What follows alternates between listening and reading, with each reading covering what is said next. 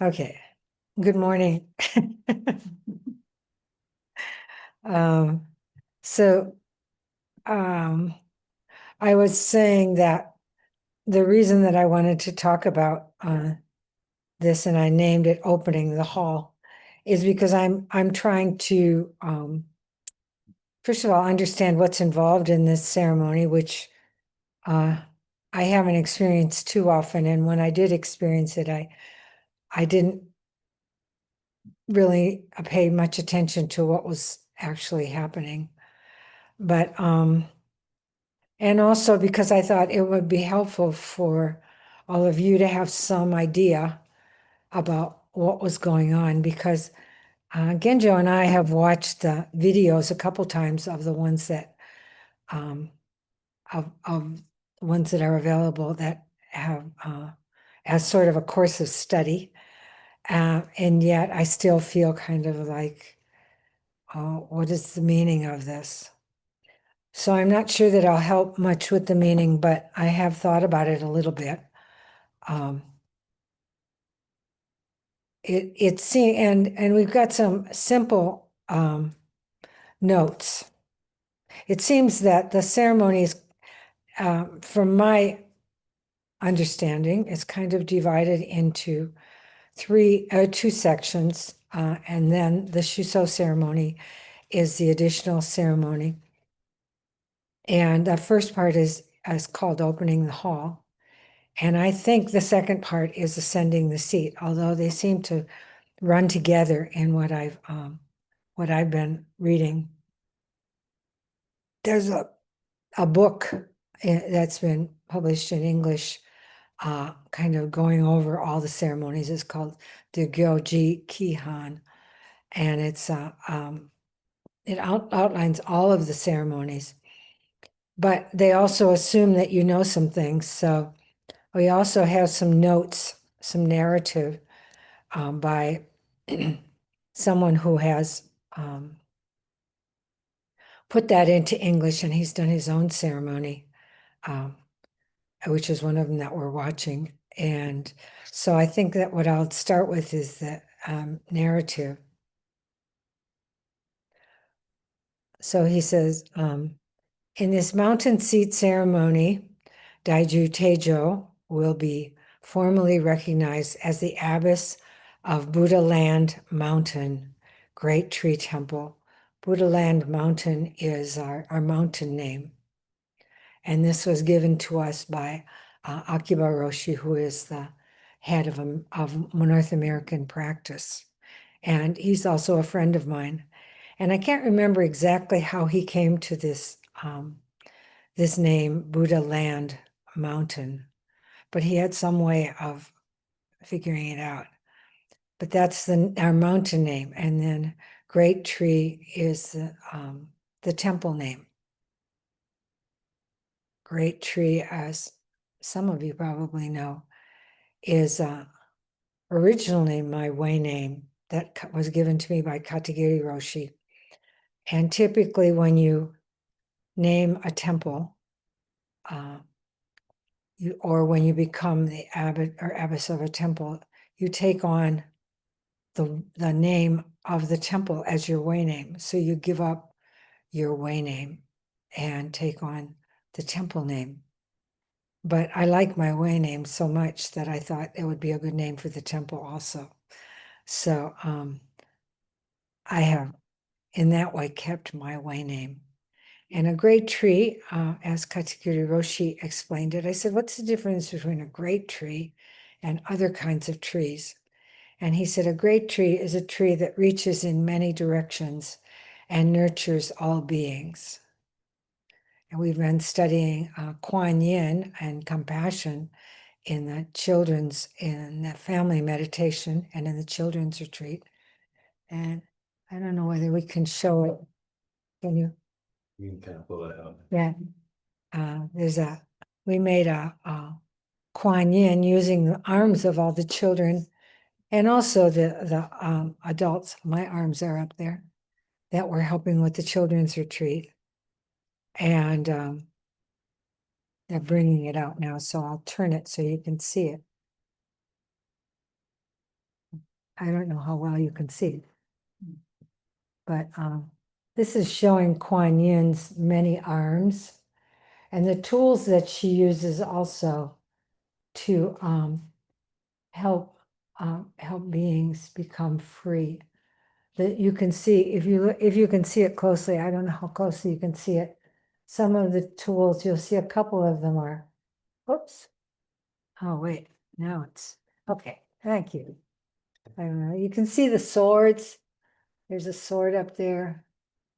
And also there's, and the swords cut through delusions. There's also, I don't know if this is pointing to it or not. There's a whisk. Is that showing the whisk? Yeah, the whisk is down there. She's pointing to it.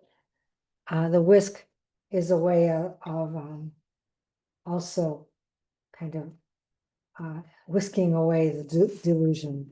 Also, you'll see a couple of vases. One of the vases fell off, but let's see. The vases hold healing waters. And lotus, is the lotus on there? Oh, just a minute. Oh, lotus is over there. Is a symbol, there's a lotus up there too. A symbol of how we can bloom even in muddy water, because lotuses bloom in muddy water. And some of these have eyes, because Kuan Yin, yeah, a lot of them have eyes. Kuan Yin sees the suffering of the world and tries to heal it with all of these tools. There's also the jewels, and the jewel mirror. I don't really, what's the symbol of the jewels? What does the jewels mean? Do you remember? Oh, is that the interconnection? Maybe the interconnection and the wish fulfilling gem. Oh, the wish fulfilling gem, right? The wish fulfilling gem, which is a healing gem. And then there's the prayer beads too. There's a really beautiful, can you see, is it on there? Yeah, my hand is on there. Okay, is it showing on here though? Yes. Okay. The prayer beads, that was made out of Sculpey. So that mandala, or that mala, the prayer beads, okay, I think that's fine, thank you. We talked about all of these with the children, and every time I think about them, I think a little bit more carefully. Like I was thinking, well, if there's a sword that cuts through delusions, then what is the whisk that whisks away delusions, you know? And I thought, well, there's different ways of dealing with our delusions, right? If we don't recognize them, sometimes we need something to kind of help us cut through. But with the whisk, maybe we recognize them and just, kind of whisk them away.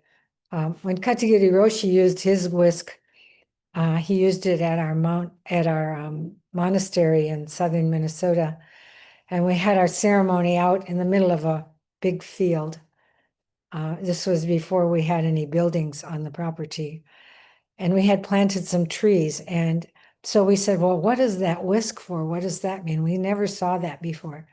And he says, oh, it's just to keep the flies away. So, the flies of delusion. So this is a welcome. It starts out, welcome to the Shinzanshiki ceremony. In this mountain seat, Shinzan means mountain seat ceremony. Daiju Teijo Munich will formally be and Daiju means great tree. Will be formally recognized as Abbess of Buddha Land Mountain Great Tree Temple. The ceremony will begin with Teijo making a formal procession to Great Tree Temple from her house. And we got to kind of set these things up out there. But historically, the incoming abbess may have traveled a great distance and would arrive at a rest stop.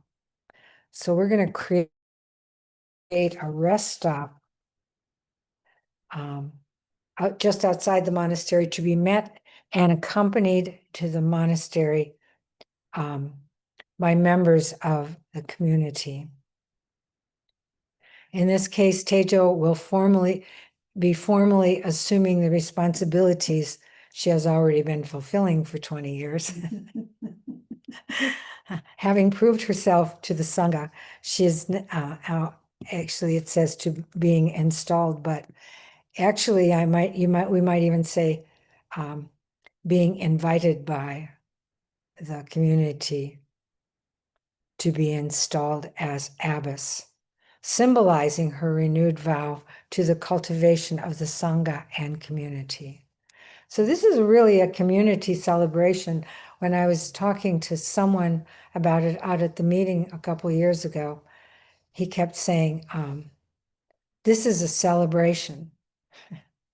This is a celebration. So I guess this is a celebration. So this procession will go from what is called the mountain gate, which is the entrance, and we're trying to figure out what we'll designate as the entrance. Probably it will be as you come in, and then we'll turn the cabin into the gatehouse. So where Genjo is currently living in the gatehouse and greeting guests as they arrive at the temple. There's a gatehouse at Tassajara, and we took turns. And there's a big gate with a huge door. Have you been to Tassajara? With a huge, huge wooden door, and then there's a small gatehouse where we took turns spending the night at the gatehouse, in case a guest came. And one of the things about this gatehouse, this gate, it was big. It was a big piece of, I guess, does it open? How does it open? I don't remember exactly, but I remember that at one time at Tassajara, during the guest season, there were elderberries, and so someone had the idea to make elderberry juice, and so they diligently picked these elderberries and put them in the and put them in a blender or something and made some juice and served it at tea. And several of the residents, about 6 or 7 residents, became very ill. It's apparently, if you don't take the stems out of the elderberries, it's poisonous. And so a helicopter had to come. Tassajara is hard to reach by car very fast. So a helicopter came and lifted some of the residents that were more seriously ill out to go to the hospital. And first the helicopter tried to land at the parking lot, and apparently there wasn't enough room, but the propeller actually made so much wind that it knocked down this mountain gate. That's how big it was. That's how strong the wind was, but it was a very big, because we were stunned that it could do that. But anyway, so we're going to set up some kind of a temporary mountain gate.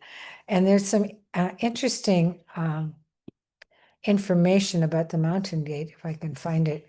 In the Gyojiki Han, it says the expression triple gate. It's a triple gate. And that's what I don't remember what Tassajara's was like. I was there before I had ever been to Japan, so I never saw that triple gate. But it is literally 3 different ways of entering the monastery. The expression triple gate derives from the fact that the mountain gates of monasteries are designed in such a way that they have 3 portals for passing through. It is said that there are 3 gates these are three gates of liberation, whereby one may enter it.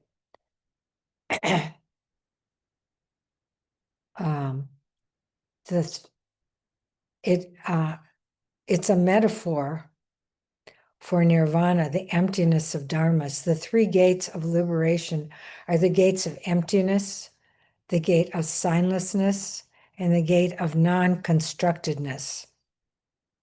Monasteries at present house people who uphold the precepts, practice the way, and seek nirvana. Uphold the precepts, practice the way, and seek nirvana. Therefore, they are called those who enter the triple gate. According to this, we may regard the mountain gate as referring to a monastery as a whole, and triple gate as referring to the gate that is used to go in and out of the monastery. And typically, these gates are open in the morning and closed at night. And at night, the monks are not, after the gates have been closed, are not allowed to leave the monastery, although some snuck out at times, not me. So then it goes into a very elaborate, this is the Gyojikihan, and I found this interesting because it goes into this elaborate way of setting up the altar and the hall, the Dharma hall that is going to be opened up. And in this case, we're going to be doing it in our backyard because there's going to be a lot of people and they won't all fit in here. But typically, a monastery or a temple would have a Dharma hall. Even the smaller temples in Japan have, they don't always have a meditation hall, but they always have a Dharma hall called a hatto. But we have to set ours up because we only have a zendo, a meditation hall. And anyway, it goes into all of the, bringing in pine branches that, have luxuriant growth of needles, and that you put them into vases, and candles, silver candles. And then this altar, it's called a shumidan. It represents, it's called Sumeru. Sumeru is a sacred mountain that symbolizes the center of the universe. And there are places where they say this Mount Sumeru is like in the Himalayas. I suppose because Buddhism started in India, but actually, we've been reading the Mountains and Waters Sutra, and Shohaku talks about how wherever we are is the center of the universe. And it's interesting kind of the way that he talks about it. You can read back and like, it's just like one of the last chapters, right? Or one of the last sections of what we're reading. Shohaku Okumura Aroshi has done a commentary on Dogen Zenji's writings about mountains and rivers. And they've actually gotten it published. So it's possible to get this book from Amazon or wherever you want to get it from. And, but he talks about how he always felt that, Japan was the center of the universe, or the center of the world anyway. And then when he came to the United States, he noticed that on our maps, the United States is the center of the world. So no matter where you go, that's the center of the world. And I think this is really significant because, especially in relation to Mount Sumeru, because it's a sacred mountain, which is not actually a mountain, but it's where all the deities live. And so I think that opening the hall is to a large extent creating a place, a Mount Sumeru, where the deities are, and in some sense inviting the deities. Because at the beginning of the ceremony, there's a lot of bows that are done, and a lot of them are done to the deities. And that means, as I mentioned when we do the full moon gathering, that means inviting or the presence of all of the deities represent different qualities that we are trying to cultivate. And if you do a formal, full moon ceremony at the very beginning, they're chanting the names of specific ones that represent wisdom and compassion. And just like it's the same kind of chanting that we do at the beginning of our formal meals, naming the deities that represent these various qualities. So at the beginning of our full moon ceremony, we invite what the kind of energy that we want to have present, that we need to lift us up at these gatherings. So I think that's a lot what this is. And in the Yojiki Han, it says, preparations include making sure that all who will be in attendance are impressed with the utter solemnity and formality of the great ceremonial procedures of Mountain Seat Hall opening. So I love that. So that all will be impressed with the utter solemnity and formality of the great ceremonial procedures of Mountain Seat Hall opening.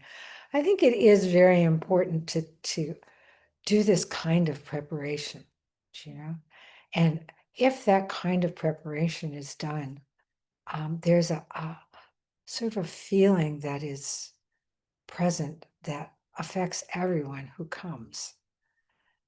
When we did the precepts, the big precept ceremony out in Zinshuji in Little Tokyo in LA, in what, 2023 or something like that, a couple years ago. 2022.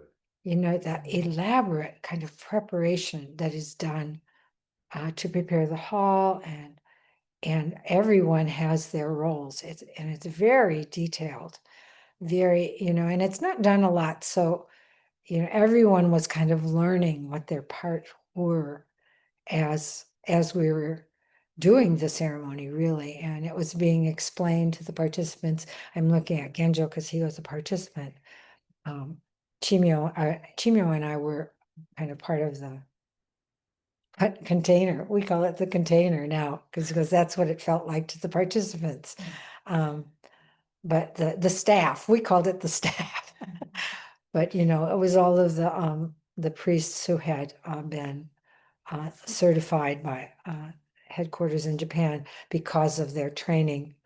We all had a part in it, and just, you know, at a certain point, you just kind of shake your head and say, is this really necessary? But when it's over, it really it has come together in a certain way.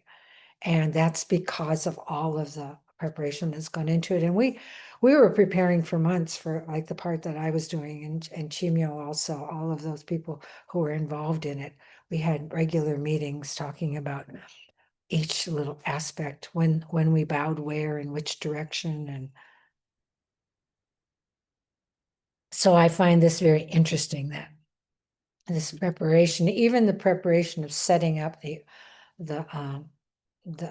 altar, the Shumidan, as the mountain is, Mount Sumeru, is quite elaborate. And now that we're doing it outside, and in you know, in Japan, this is already all set up. So that presence is already there.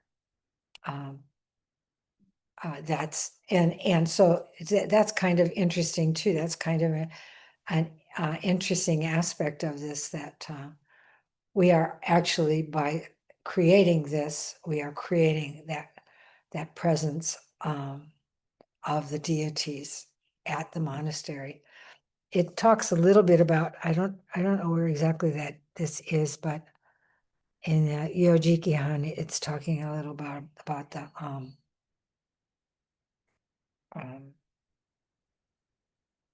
the difference, what a temple or a monastery represents, and is in some ways, in most ways, very different from. It's kind of comparing it with the city. I don't know exactly where that is, but it's very. Just a second. Oh, here it is. The term mountain gate derives its meaning in opposition to city. Cities are mundane. Mountains and forests represent a higher truth. In general, monastic dwellings are places set up in opposition to dwelling in the world. Originally, they are located in mountains and were called remote places, which is a translation of from Sanskrit. Thus, they have a mountain name even when they are located in cities. They are called mountain gates because people who take refuge in the path of truth should rely on them and enter them. And then it goes into the explanation of the triple gate. So one of the things that we were talking to Teijo, who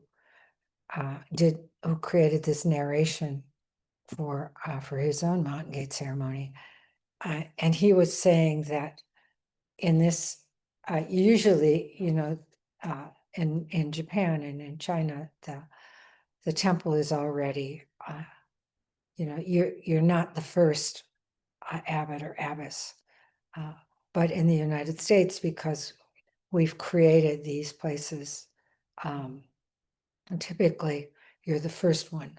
And so it's kind of setting up a temple lineage. In the monastery, we chanted our lineage that came through the teacher at the monastery, which is what we chanted in Minnesota. We've chanted Katagiri Roshi's lineage each morning. And then when Katagiri Roshi died, he became part of that lineage. And then, of course, each one after him, I am part of his lineage.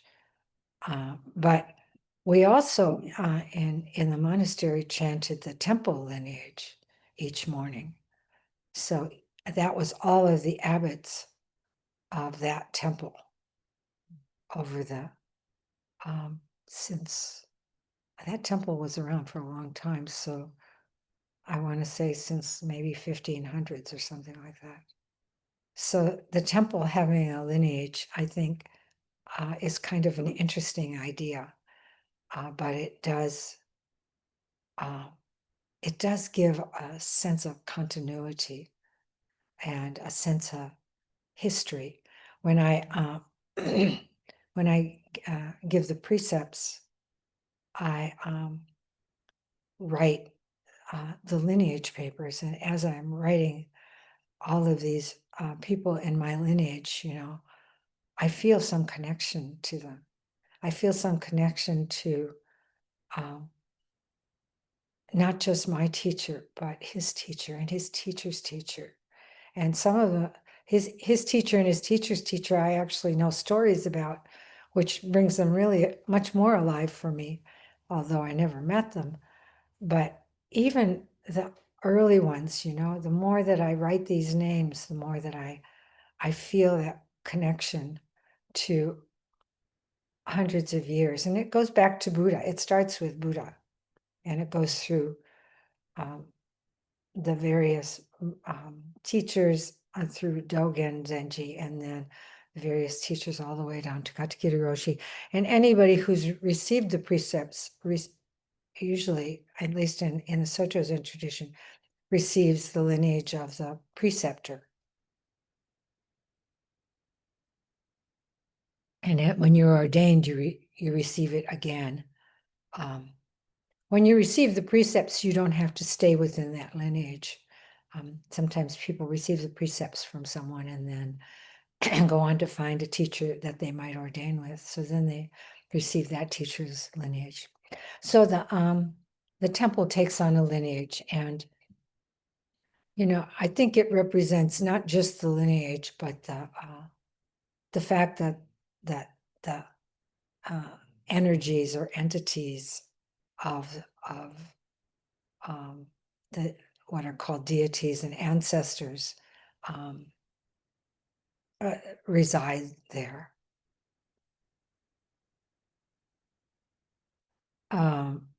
So this opening the hall really begins, I think, with the preparation.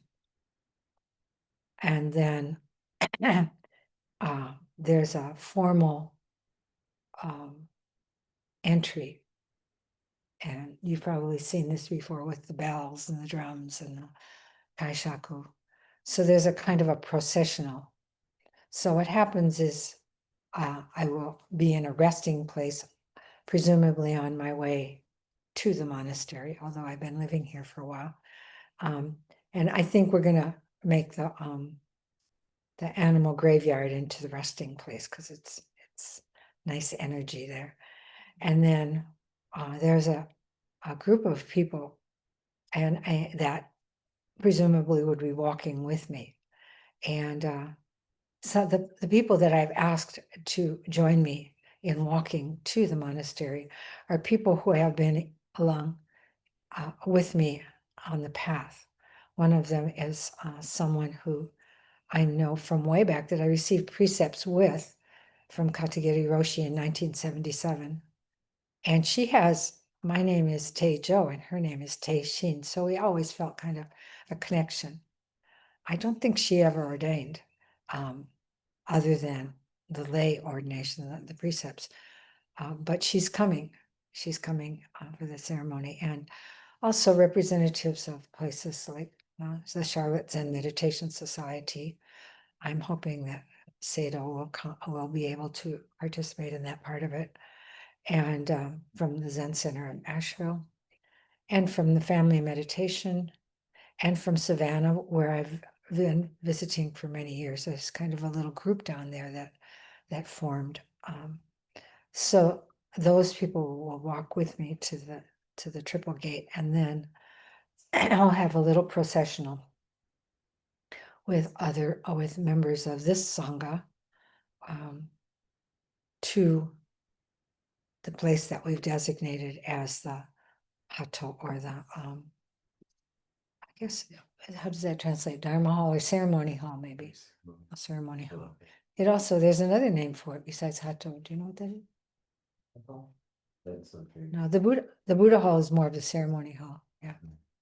Anyway, so that's I don't exactly know where opening the hall ends and ascending begins, but it seems to be going, and it's designated differently in different places. It seems to go. It seems to be also part of that is the ryoban. Also, here's another part of it: the ryoban, which is they represent. What does the ryoban represent? There's the Shuso side, and then there's the kind of temple officers side, right? So the Shuso side is where, and Genjo will be. Genjo has been head monk for this practice period since March, which is ending this week, next week.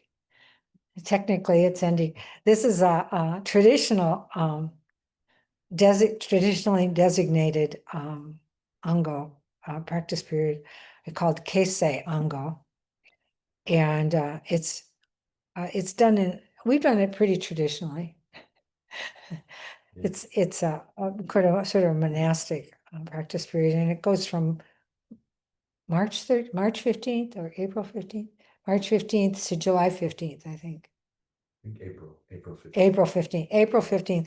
We had to actually apply for this to the headquarters in Japan, apply to be able to do this particular practice period.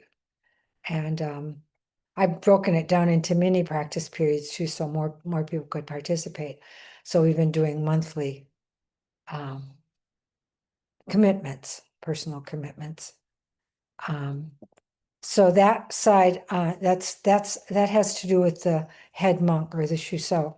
And I wanted Genjo to have that experience. I had that experience in Minnesota at our practice period at Hokyoji with my teacher. And I wanted Genjo to also have that experience. And so he's been living in the cabin and performing lots of functions, even besides Shuso function, just because there's not a lot of people here. So traditionally, he would have someone who was a senior monk, Shika, Shoki. Shika is that's the guest manager, I guess. Shoki is the person who would be kind of guiding him in that, and that's kind of Chimyo at this point, because she's the only real senior monk that we have here, besides me, and then the Benji, who is kind of what? Benji, kind of a soon-to-be Shuso. Oh, is that what it is? So Oh. kind of a Learning from the process or something. So a couple months later. yeah, and that actually is in typically in temples in Japan, that's a young monk, and often it's the son of the current abbot, because that person is, in Japan, there's the tradition of passing things down to your oldest son. Sometimes it's a daughter, passing the temple on to your son. And I asked, I wanted this person to be one of the young men who went through the family meditation, because he's done a significant amount of practice here. And so I said, can someone who is not yet a monk, take this on? And apparently that often happens in Japan, because the son of the abbot isn't old enough or hasn't been ordained yet. So anyway, that will be a young person will take that role. So everyone on the Shuso side has something to do with the Shuso, right? So it's you and the Benji and the Shoki. Yeah. And then on the other side are representatives of the temple, the Ino, the Tenzo. Yeah, the Tenzo, the Tanto, usually. The Tanto isn't in the Ryoban, though. No. So Ino, Tenzo, maybe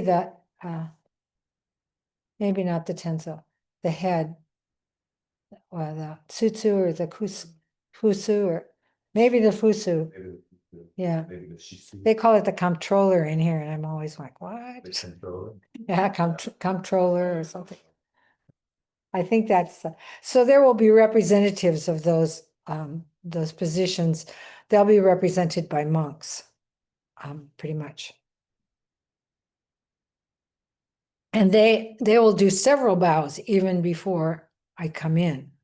And then they come out, and these bows will be done to the ancestors and to the spirit gods.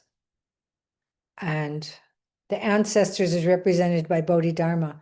We have a little Bodhidharma statue that we're going to use for that. Can you see it? It might be small. It's pretty little. And then there's a spirit god that actually traditionally the Bodhidharma statue is in Japan. He's sitting, I think it's from China. I think it's a Chinese version statue, and sitting on a little chair. But we got a different Bodhidharma statue. And then we were trying to figure out what we should do for the earth spirit, because or the earth god, because it's the nature spirit has been referred to in a lot of different ways. What's the name of that in Japanese? Daigen Shuri Bosatsu. Daigen Shuri Bosatsu. Daigen Shuri Bosatsu. So it's a bodhisattva that represents nature. And so we've been trying to figure out what to do with that. And I said, well, maybe we could just find something, on Amazon, that a nature spirit or something. But then I was at acupuncture the other day, and as I was leaving, I noticed that they have one of these earth spirit gods there. So I asked Sissy if we can borrow it.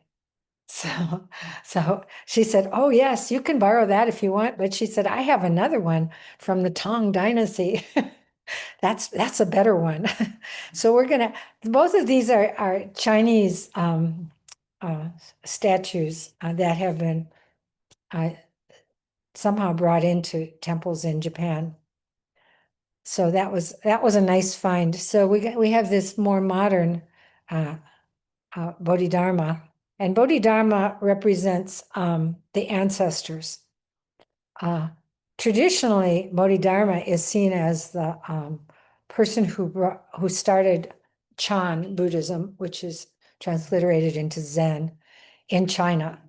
Now, I have to mention that even though Bodhidharma is considered kind of the first ancestor in China in Chan Buddhism, actually, Thich Nhat Hanh has written an entire book saying that it wasn't Bodhidharma, but 300 years before, it was a Vietnamese teacher. I can't remember his name exactly. So I just want to mention that. But we have Bodhidharma because that's what is considered in most Chan traditions, considered the. So there's these vows that are done recognizing the ancestors, but also recognizing what's called the earth spirits or the earth god. And I think that to me, this represents not just the earth, but all of life. All of the things that I was talking about, all of the energies that we are inviting to be present, the energies of compassion and wisdom and all of truth. So there's this procession that goes into the Dharma hall or into the ceremony hall. And that is kind of led by the representatives. And then at some point, I think it's at this point, there's the incoming abbess goes to the different altars. And one of the altars is Bodhidharma, one of the ancestors' altar, one is the spirits altar, the nature spirits altar, and one of them is the founder's altar. And in this case, it's my teacher, Katagiri Roshi. And right now we have an ihai, a tall, what do you call it? A memorial tablet with his name on it, and also the names of the temples that he has been abbot of, which are his place in Japan, which is Taizo. He was abbot of that. Now there's a new abbot there. And his place in Minneapolis, the Ganshoji, or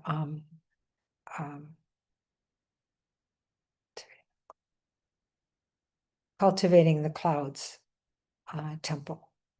He linked together. And also Hokyoji, which is our monastery. So our monastery and I say our Minnesota Zen Center monastery, and I still feel like that's my home, And the Minnesota Zen Center is Ganshoji, and our monastery is called Hokyoji. So these are both from a poem by Dogen, which is Catching the Moon and Cultivating the Clouds. Catching the Moon is Hokyoji, the monastery in southern Minnesota, and Cultivating the Clouds is the temple in Minneapolis. And then the rest of the poem is something like Yearning for the Old Style. Well, the first part is yearning for the old style, or catching the moon, cultivating the clouds. Someday I'll talk about that poem. It's a beautiful poem, and I'm very interested in that poem because I yearn for the old style at the same time being a very kind of modern person. So I have to I kind of yearn for the old style because I feel that within tradition there's so much richness and so much value for us to not say, oh, well, let's just do it in a more modern way. So I feel like the two have to be brought together in some way. So I'm not going to talk about this today. I'm going to talk about this next time. Oh, yeah, okay. Yeah, I can sort of see where ascending the mountain part comes. So the opening of the hall is simply the bows, the processional in, the bows, and the offering incense at the altars. And there's verses that will go along with these things. And the next part will be the beginning of ascending the mountain. This is the way that I understand it. So I'm just going to stop there and tune in next time. I think we've got a few minutes. Oh no, we don't have a few minutes. So I'm not going to ask for questions. I think we'll just have announcements. What's coming up? Tomorrow is a work day. Wait, I just need the time unless anybody knows off the top. Oh, Yeah, I kind of have the schedule in my head. can you hear that? Can you hear this? Are you hearing? Okay, I'm going to move this over so you can. Okay, Enjo. Can you hear me now? Barely. Barely. Okay, maybe I'll move a little closer. Oh, what's going on with this? Can you hear me now? Not really. Yeah. Yeah. Okay. Okay. Okay, I'm sorry. Yeah. Go ahead. Oh, it's on my computer. That's why it's not going through that Oh, okay. for some reason. Well, yeah, we're gonna start most Sundays from now until the Mountain Seat ceremony, September 7th. We're doing these Sunday service work days, where we'll just come together and work. It's broken up into two shifts essentially, or two periods. One in the morning from 10 to 12, and then one in the afternoon from 1 to 3. And so folks can sign up for one or both, and it's not so strict. You have to stay the whole time. But in the morning we'll start. In the morning we'll have lunch at noon With green beans from the garden. with green beans from the garden and squash and Yes, and squash from the garden. and yeah, our garden is really thriving right now. We've got tomatoes on the way. Yeah. And then we'll start at 9:15 with half an hour of Zazen, 9:15 to 9:45, have a short break and kind of go over what we're going to work on for the day. And then, yeah, 10 to 12, work together at noon, have lunch, continue to work from 1 to 3, and then at 3, have an informal tea and just closing out. So yeah, the dates are on the calendar. It's not every Sunday because we have the last Sunday of each month we have we'll still have continue with family meditation, and they can work. Yeah, so I guess we can do both. We can kind of meld them together. I have a question. What about the mountain seat ceremony meeting? It's supposed to be at 3 tomorrow. Is Yeah. that 3:30 or? Nope, it's at 3. I'll be there. Okay. All right. Yeah. Thank you. Thank you. Yeah, that's a good question. So yeah, those are the Sunday service work days. Obviously, I mean, they're here at Great Tree, but if you want to just kind of tap into that energy and you have your Sunday open, we'll be working, and we can be working together wherever you are. Regular programming continues. You mentioned too that even if there's rain, we have a lot of work to do inside. Oh yeah, yeah. If y'all heard that. Yeah, there's work to do inside and outside. So regardless of what the weather's doing, we'll be here. Uh, Obviously, I won't be able to be there, but from France. However, if there's anything I can do to help on the computer from a distance, I'll be happy to. Oh, Thank you. Thank you. You know, it might happen. Just It could, yeah, thank you. Mhm. Next week, And there's, I don't know if they can hear you from over there, because it's coming through my computer for some reason. so there will be Mindful Politics with Genjo on Wednesday, July 9th from 6:30 to 8 p.m. On Zoom? Yeah, and it's in person and on Zoom, and you can even if you haven't come before, you can come, and there's a book, the Mindful Politics book, but you don't have to have read that. But they'll let you know in the email what they're reading this week. What are y'all reading? This week it is The Buddha's Politics by Margaret Wheatley. So if you don't have the book, you may be able to find like a PDF version online. That's in Mindful Politics? Mhm. Okay. And there's also the full moon gathering on July 10th, which is in person or on Zoom from 7 to 8 p.m. And then the study group should I announce that, or No, is that not really That's okay? closed. Okay. And then next week we'll have Dr. Lillian Muir and Pepon. Well, you're here, so nice to see you. And that will oh, it's Say something about it, Liliane? Mioran? yeah. I said, oh yeah, it's